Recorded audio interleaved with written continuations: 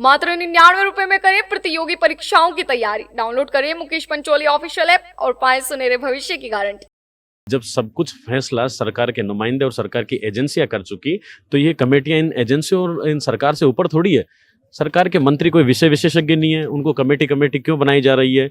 जब एसओजी ने, पीएचक्यू ने और एजी साहब ने पुख्ता रूप से इस बात का संकेत दे दिया कि पेपर लीक हुआ है, इन्वेस्टिगेशन की एसओजी ने, उसमें पाया गया है कि पेपर लीक है, इन्वेस्टिगेशन की तो पाया गया है कि जो कंडक्ट कराने वाली पेपर संस्था है आरपीएससी, उसके दो सदस्य आज गिरफ्तार हैं। उन्होंने अपने बच्चों को पेपर पढ़ाने का काम किया है, युवाओं के सपनों को तोड़ने का काम किया है। जिन्होंने गोपनीयता रखनी चाहिए थी, उन्होंने बच्चों को पेपर लुटाने का काम किया है और अपने बच्चों को 7-7 दिन पहले पेपर देकर टॉप रैंक करके थानेदार बनाने का काम किया है। जो बाप, बेटा और बेटी आज जेल की सलाखों के पीछे हवा खा रहे हैं। तो हमारा सरकार से निवेदन है, सब कुछ स्पष्ट हो चुका है माननीय मुख्यमंत्री महोदय, और स्पष्ट रूप से आपको इस भर्ती पर रद्द का ही फैसला लेना चाहिए, क्योंकि योग्य अयोग्य की अब कोई बात नहीं बची है। दूध में पानी मिल चुका है तो उसको अलग नहीं किया जा सकता। आपके माननीय मंत्री जी कहते हैं कि 50% से अधिक अभ्यर्थी फर्जी हैं। एसओजी कहती है कि 300 अभ्यर्थी अभी हमारे रडार पर हैं और 50 थानेदार गिरफ्तार किए जा चुके हैं। तो इसमें कोई संशय नहीं है, इस भर्ती में कुछ भी नहीं बचता है।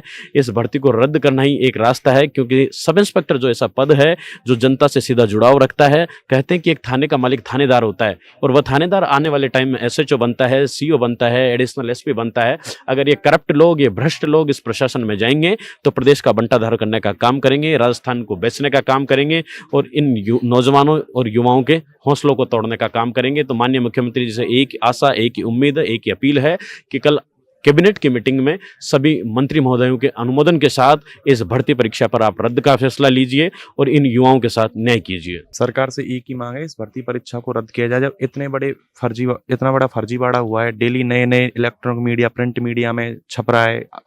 आज की भी न्यूज में अभी आया है कि आरपीएस से कुछ ट्रेनी फर्जी थानेदार भाग चुके हैं और डेली छुट्टियां लेकर भी भाग रहे हैं।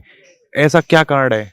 क्या सरकार को नहीं लगता कि उन्होंने पेपर नहीं लिया होगा? उन्होंने गलत तरीके से अब वो थानेदार बनने का प्रयास किया है और उनका प्रयास सफल रहा है। हम सरकार से एक ही मांग करते हैं, जब आने वाले टाइम में जब फर्जी थानेदार इस तरीके से आने वाले टाइम में राजस्थान के तमाम थानों पर एसएचओ लगेंगे तो वो राजस्थान की जनता को सताने का काम करेंगे और गलत तरीके से लूटने का काम करेंगे। तो सरकार से एक ही मांग है, 13 तारीख को होने वाली कैबिनेट मीटिंग में ऐसा ही भर्ती परीक्षा को रद्द कर हम युवाओं को के साथ न्याय प्रदान कर दें।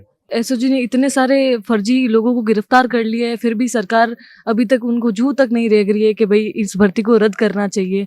और जो गुनहगार ऐसा ही हैं वो यहाँ आके गुहार लगाते हैं कि भाई हम लोग ईमानदारी से पास हुए हैं और हमें हमारी भर्ती रद्द नहीं होनी चाहिए, और दूसरे दिन ही मीडिया में न्यूज़ आती है कि उनको गिरफ्तार कर लिया गया है। तो इससे ज़्यादा एसओजी ने इतने सारे आरपीएससी के 2 अध्यक्षों को पकड़ लिया है, सदस्यों को पकड़ लिया, गिरफ्तार कर लिया है, फिर भी अभी तक गवर्नमेंट कुछ कर नहीं रही है। इससे ज्यादा अब गवर्नमेंट को क्या चाहिए? हम एसओजी की कार्रवाई से खुश है, लेकिन कार्रवाई इतनी होनी चाहिए कि रद्द होनी चाहिए भर्ती, उस पर एक अच्छे से कार्रवाई होनी चाहिए। जो सिर्फ गिरफ्तार करने से और ये रोज ज्ञापन देने से न्यूज़पेपर में नहीं होता है।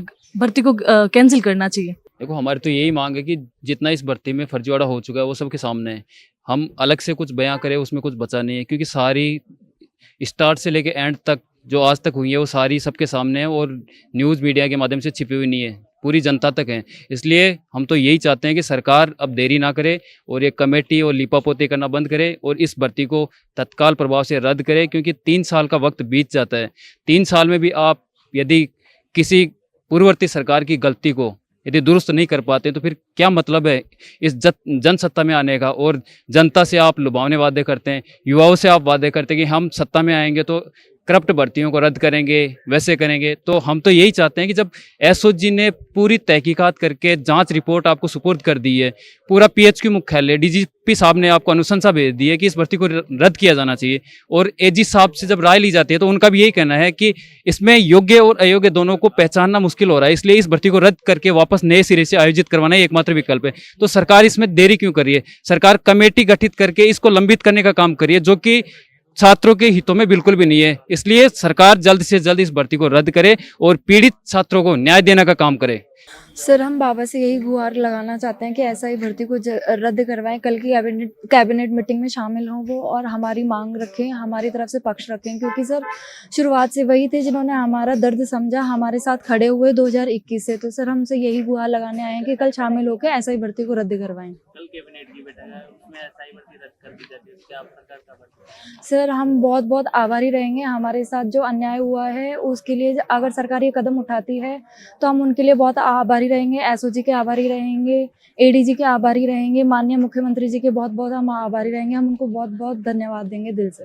मेरा ये कहना है कि ऐसा ही भर्ती है वो कल होने वाली कैबिनेट की बैठक में ऐसा ही भर्ती को सरकार को रद्द करना चाहिए। यदि रद्द नहीं की तो हमारे स्टूडेंट की तरफ से वो दूसरा जेपी आंदोलन होगा, जो इतिहास में पहला एक बार हुआ था जयप्रकाश नारायण का आंदोलन, और रद्द नहीं की तो दूसरा जेपी आंदोलन हम जयपुर में करेंगे।